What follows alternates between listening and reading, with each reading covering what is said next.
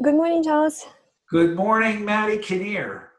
I'm just letting you know that I have booked an appointment with a potential client.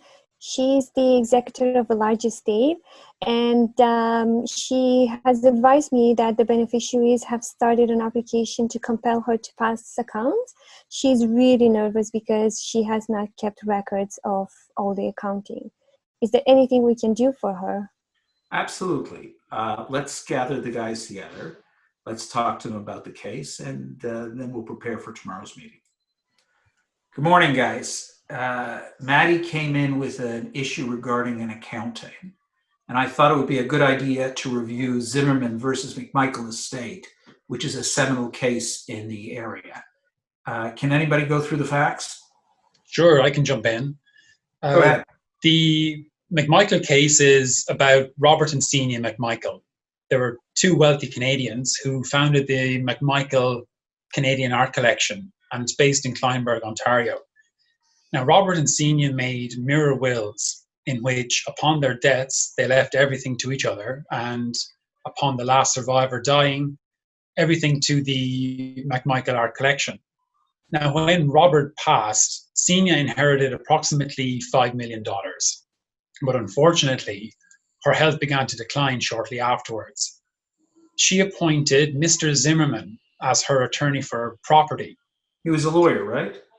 He was also a lawyer, correct?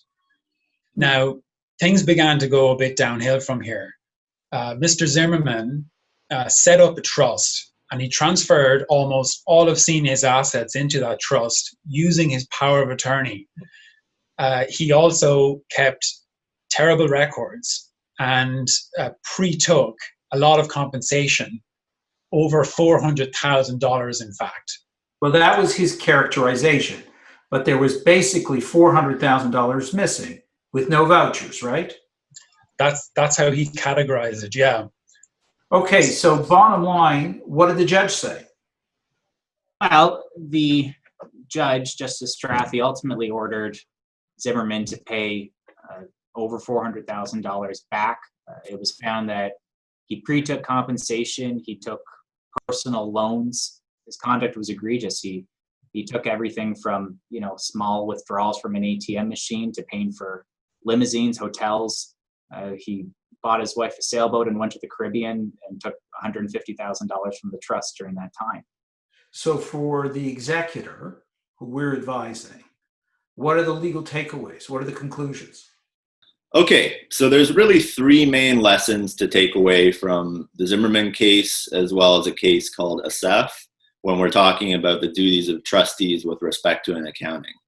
So number one, there's a fundamental duty to account. And this means that as a trustee or other fiduciary, you have to keep your accounts, you have to have them ready on demand. Number two, keep your receipts. You have to have your receipts, especially for any substantial withdrawals. If you don't, the court may actually make an adverse inference against you and hold you personally liable.